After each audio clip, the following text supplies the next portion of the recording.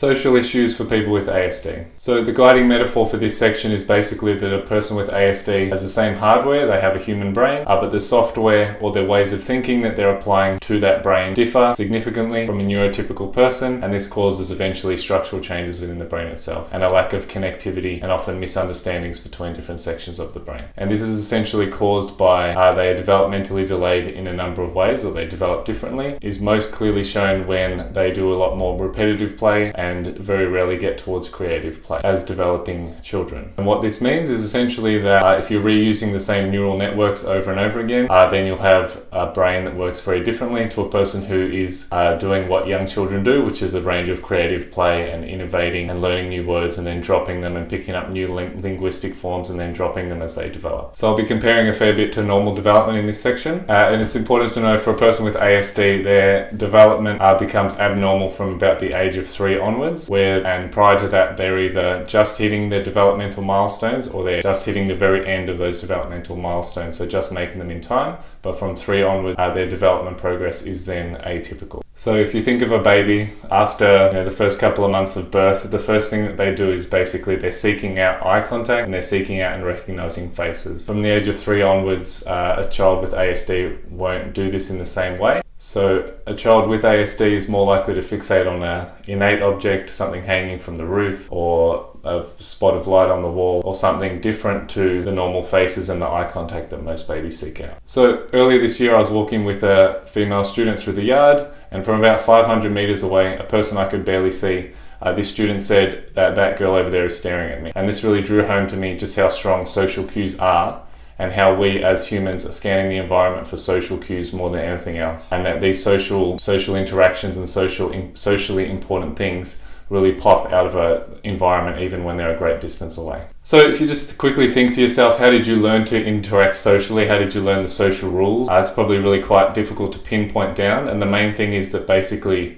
you never actually actively had to seek it out, except for perhaps occasional mistakes where you'd misstep because you were over applying a rule or under applying a rule or something like that. Just innately, in whatever way, you learnt the social rules and you learnt how to make social interactions with people effective and enjoyable. So the key and most core element of social interactions is joint attention. So if you think of a young baby again, the first thing that they do once they realize they can recognize faces is that they will look at things and point at things. And you as a dutiful parent or nearby adult will also follow their eye line and also their finger, and then you will both have the shared experience of looking at the same thing together. And of course this is how you develop the most basic forms of play, and then you get increasingly complicated in building language from there. So once you can basically start to physically hand something to someone, they can start to interpret why you're handing it to them. Are they saying this is funny? Are they saying this is horrible? Are they saying this is beautiful? And that's kind of the core concept or the core foundational stone of communication. Two people looking at the same thing. And for a person with ASD, this doesn't develop at the same rate as it does for neurotypical children. So for a person with ASD, joint attention is possible, but it's tiring in the same way that reading or decoding language is tiring for a dyslexic person. So they can do it, but you need to sort of build up their ability to do so. And it will be tiring and draining, and they'll need little breakout sessions or times to relax and unwind and have their own time to support that sort of learning. So again, I think the best way to explain the social dilemmas for an ASD person are to begin very young with the developmental stages, and now we're going to look briefly at play. So basically there are 5 stages of a developmental play. Firstly solitary, then parallel, then onlooker, then associative, and then reciprocal. So I'll explain sort of those in a brief little explanation just to show you what they mean, and then the core concept, which is where ASD people tend to stop or struggle to develop further, will be explained. So solitary play is one child playing by themselves. There's a big distinction between imaginative and non-imaginative solitary play, but the core thing is that their child is by themselves. Second is parallel, so this might be a creche type setting or a kindergarten type setting. You've got 2 babies side by side.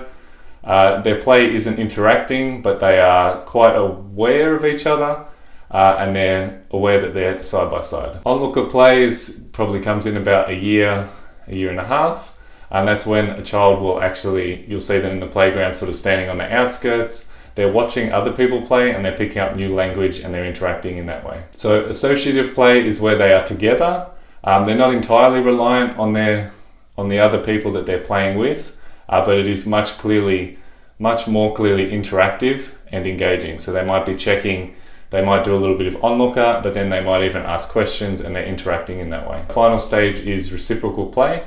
So in this, they're actually relying on one another to play a game. So if you think of, following the most basic rules of a card game or a board game, that's reciprocal. If the other person wasn't there, there is no game taking place. So they are actually relying on each other. Whereas associative, they can dip in and out of relying on one another.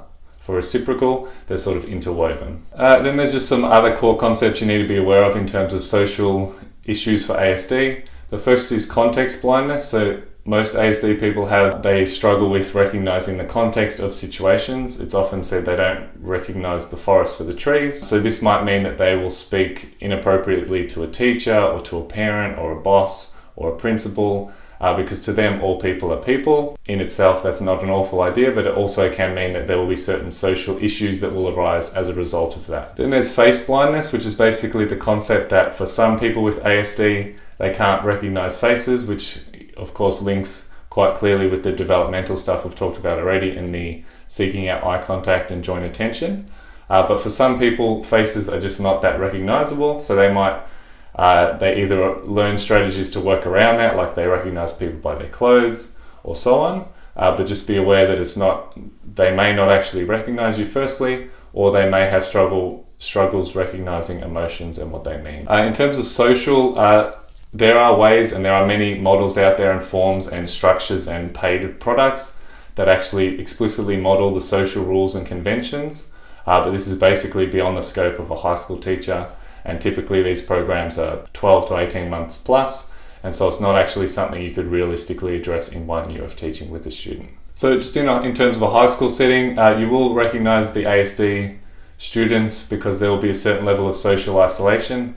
That's not necessarily a bad thing, and it's not necessarily something you will need to force them into social interactions, but just be aware that is part of something that you can notice in a student who you suspect may have ASD. So in terms of ASD, it's quite often difficult to pick up social issues in the classroom because you're the teacher and the person with ASD might quite comfortably interact with you. But once you get out into the schoolyard, it may become quite clear that the person with ASD lacks the socialization that you thought that they were having just because they were in a class where they're sort of forced into proximity with other students, and they're working alongside students. You might put them in a group and they're busily working, and so you presume that they're being social and interacting with their peers. But it becomes a lot more stark and obvious to notice any social issues in the yard where things are less structured, less formalized, and there's not as many rules in place.